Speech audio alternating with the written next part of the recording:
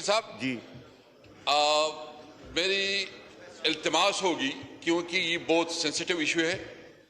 اور اس وقت پوری پاکستانی قوم جو ہے ایک المی سے گزر رہی ہے کہ جب آپ کے معزز جج صاحبان اس کی عزت اور توقیر باقی نہیں رہتی،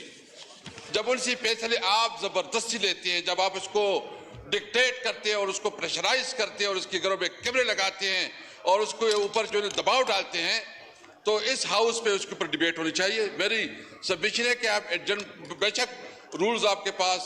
پاس ہیں اور آپ اس پہ وہ بھی دے سکتے ہیں، لیکن یہ ایک سینسیٹیو ایشو ہے، آپ اس پہ ڈیبیٹ کرنے دیں تاکہ دونوں سائڈ سے اس کے اوپر ڈیبیٹ آ جائے۔ اسد صاحب جو ایشو ہے نا جی سبجوڈس ہونے کا، اس کو بڑے سینسٹیوٹی سے دیکھنا پڑے گا،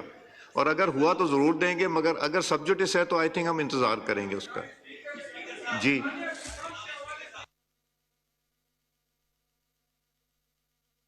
جی گوہر صاحب۔ یس، تھینک یو جناب اسپیکر، تھینک یو جناب اسپیکر۔ اسپیکر صاحب،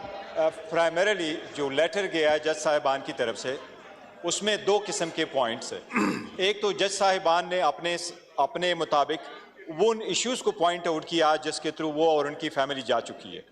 اور اس میں جو ذکر ہوا ہے وہ صرف یہ نہیں ہے کہ انہوں نے کہا ہے کہ عدلیہ کے کام میں ایک اسپیشلی جو ڈیموکریٹیکلی کنسیکوینشل کیسز تھے، پولیٹیکل کنسیکوینشل کیسز ہے، اس میں انٹرفیرنس ہوئی ہے۔ بل انہوں نے جو پوائنٹ آؤٹ کیا وہ یہ ہے کہ آج بھی عدلیہ میں انٹرفیرنس ہو رہی ہے، اس لیے یہ اس پارلیمان کے لیے سب سے امپورٹنٹ ہے۔ یہ آئین ہی پرووائڈ کرتا ہے، یہ ایک تیسرا آرگن ہے اسٹیٹ کا، اور اس کے انٹرفیرنس کرنا آئین کی خلاف ورزی ہے۔ اس لیے اس پہ بحث ہر صورت ہونے چاہیے تاکہ ایسے اقدامات کیے جائے جس میں انٹرفیرنس فیوچر کے لیے ان پہ بند ہو۔ تو لازم ہے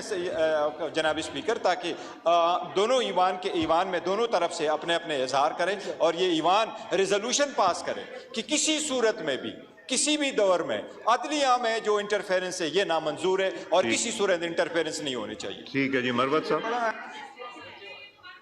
ایک سیکنڈ، مروت صاحب